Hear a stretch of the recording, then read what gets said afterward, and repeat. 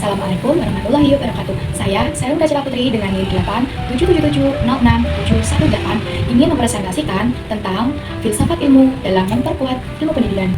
Filsafat dan pendidikan itu saling berkait, saling menguatkan, dan serasi. Filsafat ilmu membantu pendidikan lebih ilmiah, lebih terarah, dan juga bernilai.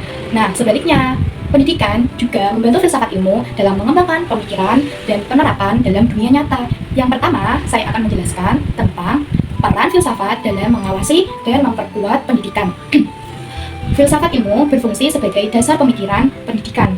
Jadi, filsafat ilmu membahas tentang pendidikan agar memiliki tujuan yang jelas, metode yang benar, dan memiliki nilai moral yang sesuai.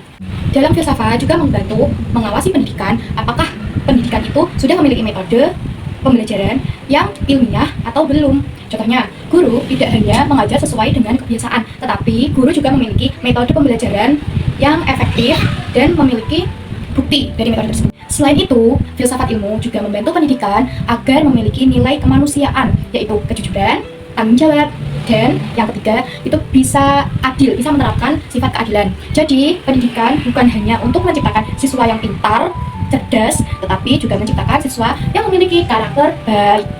Yang kedua, yaitu pendidikan yang bermakna turut menguatkan filsafat ilmu. Pendidikan yang baik bukan hanya tentang ilmu pengetahuan, bukan hanya memberi pengetahuan, tetapi juga membantu untuk berpikir kritis dan reflektif. Jadi pendidikan, siswa bisa bertanya, menganalisis, dan mencari bukti sesuai dengan logis. Hal tersebut memicu filsafat ilmu saling untuk terus berkembang karena banyaknya pemikiran dan pemahaman sehingga banyak juga yang untuk diteliti. Contohnya, pengembangan teknologi pendidikan. Contoh lainnya juga pembelajaran digital dan metode interaktif. Semua itu berawal dari pemikiran yang secara ilmiah yang dilakukan dalam pendidikan, dalam dunia pendidikan. Jadi, pendidikan dan filsafat itu saling berkaitan. Yang ketiga yaitu filsafat ilmu sebagai pisau analisis. Nah, jadi katanya aja sudah jadi pisau. Jadi fungsinya itu sama seperti pisau, bisa memecah, bisa mengiris-iris, memotong-motong, bisa banyak ya pisau itu. Punya pisau untuk memecah-memecah. Nah, sama dengan filsafat ilmu, yaitu sebagai pisaunya analisis. Jadi filsafat ilmu itu membantu memecahkan semua masalah yang ada di bidang-bidang ilmu-ilmu seperti ilmu pendidikan dan ilmu-ilmu lainnya dari berbagai sudut pandang. Nah, jadi kemarin itu ada 3 pilar utama, yaitu ontologi, epistemologi, dan aksiologi. Nah, saya akan bernyanyi untuk mengingatkan 3 pilar itu. Mana di mana ilmu dikaji, itu ontologi, hakikatnya ilmu. Mana di mana bicara mengetahui, itu epistemologi, asalnya ilmu. Mana di mana cara gunanya, itu aksiologi untuk manusia. Ontologi, epistemologi, aksiologi, ketiganya serasi. Nah, dari ketiga pilar itu, kita bisa mengetahui dari ontologi, kita bisa mengetahui tujuan dari pembelajaran itu, tujuan dari pendidikan itu, ilmu pendidikan itu seperti apa, lalu peserta didiknya itu siapa. Nah, dari epistemologi, kita bisa mengetahui cara mendapatkan, contohnya, bagaimana cara untuk menjelaskan materi ke anak-anak supaya pembelajaran lebih efektif dan anak-anak mengerti.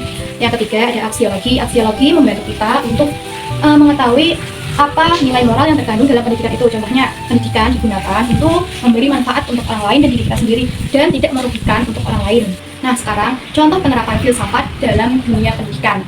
Dalam pendidikan, contohnya dalam kebijakan pendidikan, contohnya adanya kurikulum. Kurikulum dibuat pemerintah sesuai dengan kebutuhan masyarakat dan perkembangan zaman. Contohnya pada kurikulum Merdeka menekankan pada kreativitas, berpikir kritis, dan karakter siswa.